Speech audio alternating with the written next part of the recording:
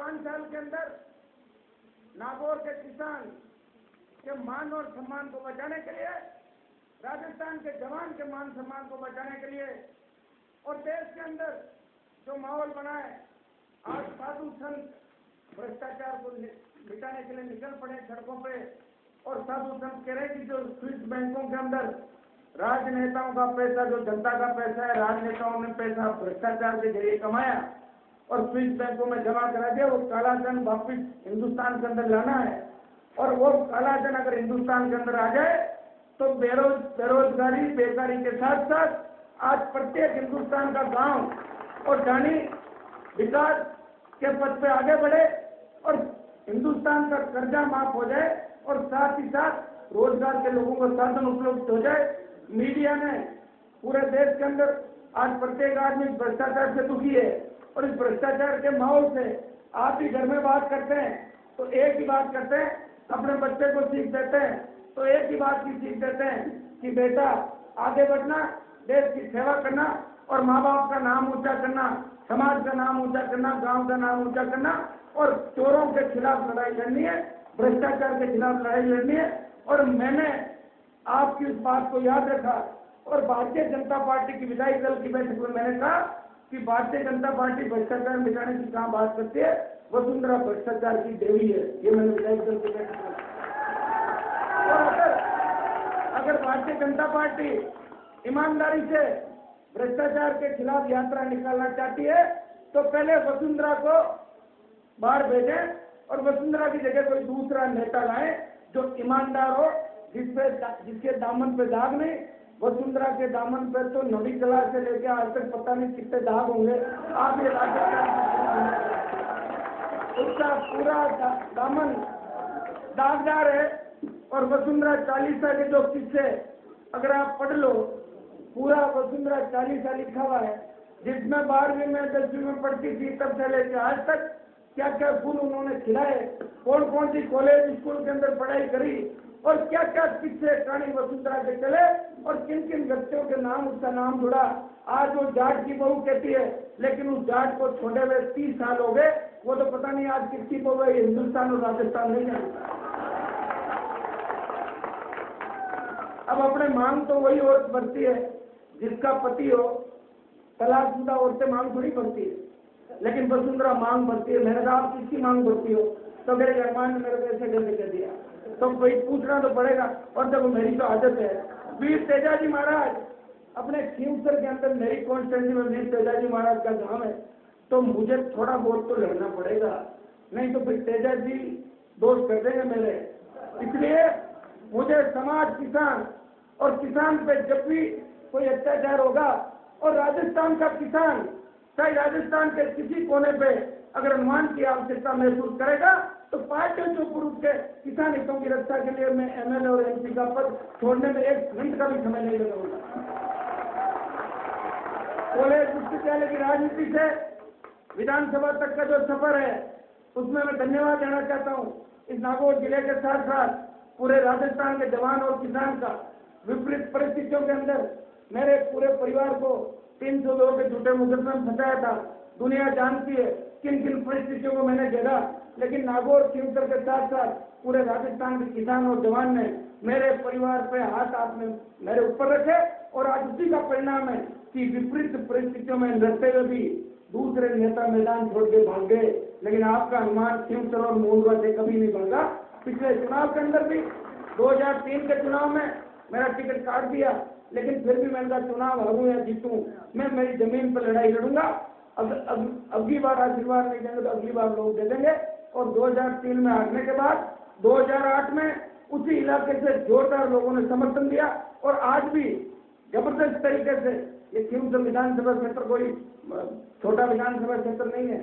अगर 60 साल के उम्र के बाद के आदमी को यहाँ निकालो तो 2-3 घंटे में उसके कमर में दर्द होने लग जाए, इतना लंबा पड़ा विधानसभा क्षेत्र है। और 5 साल में मैंने प्रयास किया खींवसर को आगे लाने का। राजस्थान में सरकार कांग्रेस की है, लोग कहते हैं कि कांग्रेस के मुख्यमंत्री हनुमान बेनीवाल का सपोर्ट करते हैं। मैंने कहा और वो लोग कांग्रेस का टिकट ले रहे हैं। मैंने कहा कांग्रेस और भारतीय जनता पार्टी दोनों टिकट देने के लिए तैयार थी, लेकिन मुझे फिर मैं ये भाषण कैसे बदलता?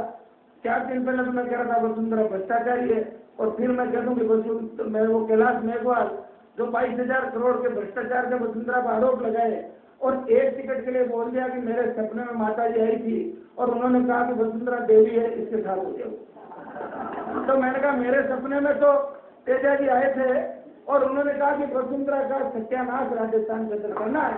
हनुमान आप निकल पड़ो पूरे राजस्थान के अंदर। मैं ये नहीं कहता कि पूरे राजस्थान के अंदर मैं सत्ता पलट दूंगा, लेकिन इतना भरोसा मैं आपको दिला सकता हूँ कि जिन 5-7 लोगों ने मुझे भारतीय जनता पार्टी से बाहर निकाल के सड़क पे खड़ा किया और आपने मुझे आशीर्वाद दिया, उन 5-7 लोगों को राजस्थान की विधानसभा की दिल्ली तक पहुंचने में इस बार बहुत ज्यादा पापड़ बेलने पड़ेंगे। आपने देखा होगा अपना पड़ोसी विधानसभा क्षेत्र लोआउट के अंदर हजारों की तादाद में आप लोग चले और अपन जैसा चाह रहे थे, ईश्वर से कामना कर रहे थे कि हमारी इच्छा का अनुरूप आदमी को टिकट मिल जाए। उस आदमी को टिकट भी मिल गई और राजा साहब को ढीला कर देंगे लोआउट के अंदर। आप चिंता ही मत करो।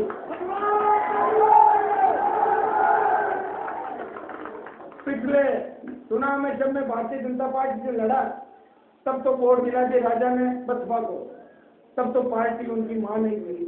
आज वो कहते हैं भारतीय जनता पार्टी मेरी मां है, और भारतीय जनता पार्टी का कोई भी कैंडिडेट आएगा और मेरे पैर पकड़ लेगा जो आके, मैं उसको 30,000 वोट दे लूंगा। 30,000 मैंने तेरे घर में रखे ना जब वोट को दिला देगा। और तो तू जब खुद निर्दलीय लड़ा तभी तेरे 22,000 आए थे, 30,000 कहां से दिला देगा?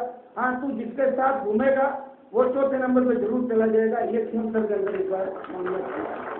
तो अपने तो बुजुर्गों ने लड़ाई लड़ी, इस राजस्थान के लोगों ने, मारवाड़ के लोगों ने शहादत की। अपने बुजुर्गों ने किस तरह आजादी अपने को अंग्रेजों के बाद सामंती ताकतें जो किसानों को हावी रहती थी उनके खिलाफ बड़ी मुश्किल से आजादी अपन लोगों को मिली है। और अब अपन फिर गढ़ और किलों के अंदर जाके बैठ जाएंगे। और गढ़ आपको पता है कि भारतीय जनता पार्टी तो जहां से भी जीतेगी ना तो उसका काम तो गढ़ और किलों के अंदर ही होगा। आम आदमी को भारतीय जनता पार्टी को कोई नहीं सुनता। वसुंधरा तो विधायकों और सांसदों से नहीं मिलती, आम आदमी को उन्हें तो जानती है, मजाक और उड़ाती है कि ये कैसा कमीज पहन का है ये एमएलए। इस एमएलए के भी छुट्टे देखो कितने गरीब एमएलए, मतलब मजाक उड़ाती है गरीबों को। उसको हमने देखा है इसलिए छोड़ा है, उसको देखते हैं।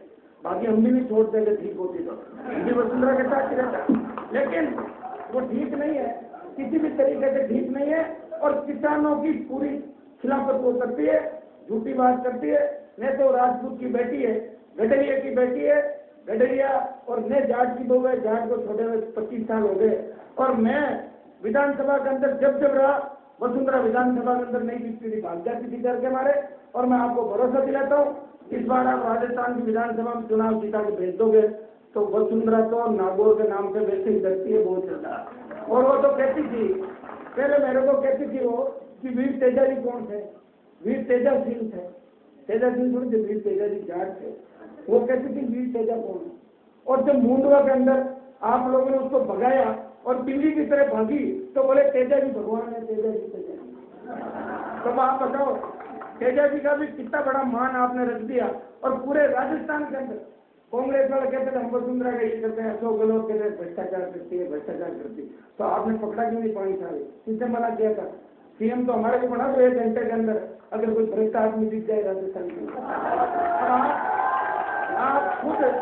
आप खुद भ्रष्टाचार के अंदर लिप्त हो, आपका बेटा भ्रष्टाचार में लिप्त है। आप भी वही काम कर रहे हो जो 5 साल वसुंधरा ने किया। अब आप उसके दामन को ढकने की कोशिश कर रहे हो और फिर आप सोचते हो कि वसुंधरा अगर सत्ता में आ जाएगी तो मेरे बेटे की और मेरी रक्षा करेगी, नहीं तो मुझे पकड़ लेगी वापस। इसलिए लड़ने के लिए हौसला चाहिए, ताकत चाहिए। और मुख्यमंत्री का हौसला कितना आप जानते हैं कि मंचों पे मुख्यमंत्री को लोग माँ बहन की गाली देते हैं, उनका मुख्यमंत्री बाल नहीं कुछ कर सका। ऐसे मुख्यमंत्री से राजस्थान को ज्यादा उम्मीद नहीं करनी चाहिए। इस चुनावी साल के अंदर जरूर राजस्थान की जनता को लोग लालच दिए, पेंशन योजना चला दी, 5 साल पहले चलाते। और आपने नौकरियां इतने ज्यादा विज्ञापन निकाले कि जैसे राजस्थान में जवान कोई बेरोजगार रहेगा नहीं, 5 लाख विज्ञापन निकाल दिए। लेकिन हाईकोर्ट और सुप्रीम कोर्ट के अंदर 75% मामले अटक गए। सिर्फ 70,000 भर्तियां आज राजस्थान के अंदर हुई है।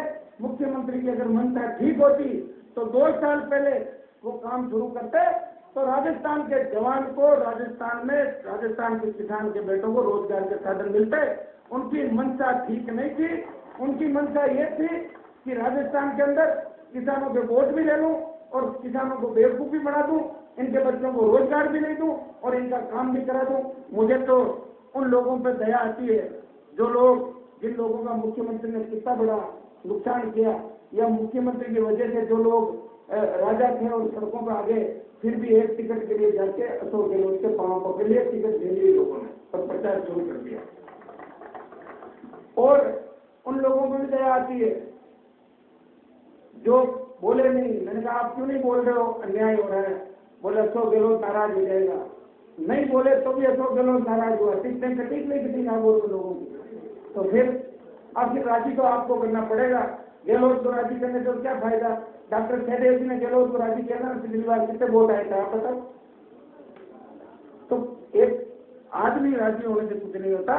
जब तक सेवा करके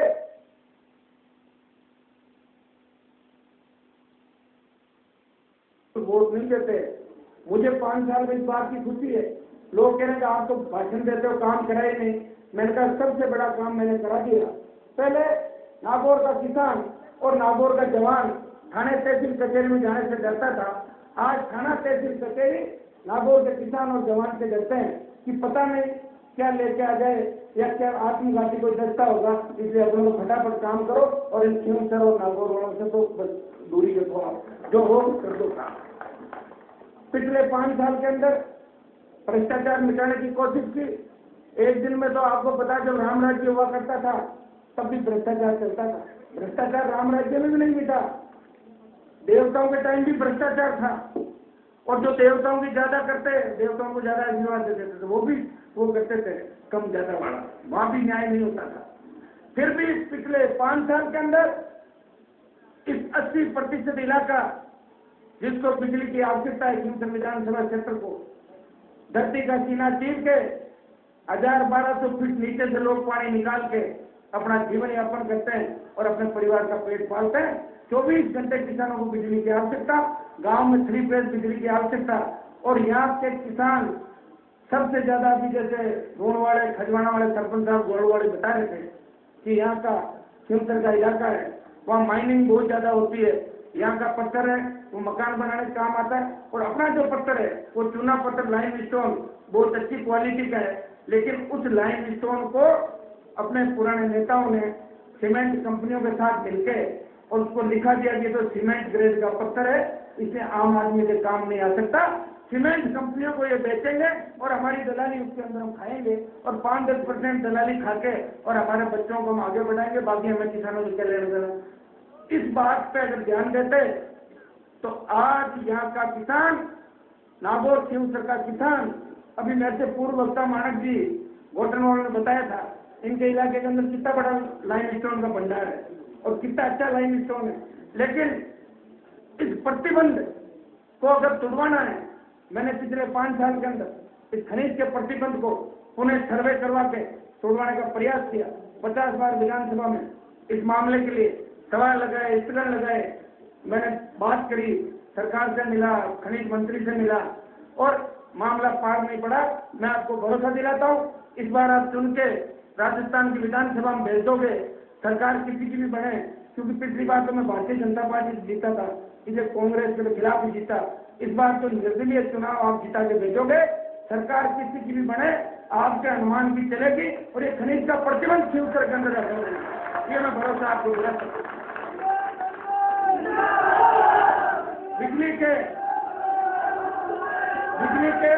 5 साल 10 साल पहले हम भी यहाँ देखते थे कि बिजली के लिए लोग छोटी छोटी बात के लिए सड़कों पे आते, जीएसएफ का घेराव करते और किसानों के मुकदमे दर्ज हो जाते और विजिलेंस किया। निर्दलीय प्रत्याशी हनुमान बेनीवाल की चुनावी सभा आप देख रहे थे। यहाँ रुकेंगे एक ब्रेक के लिए।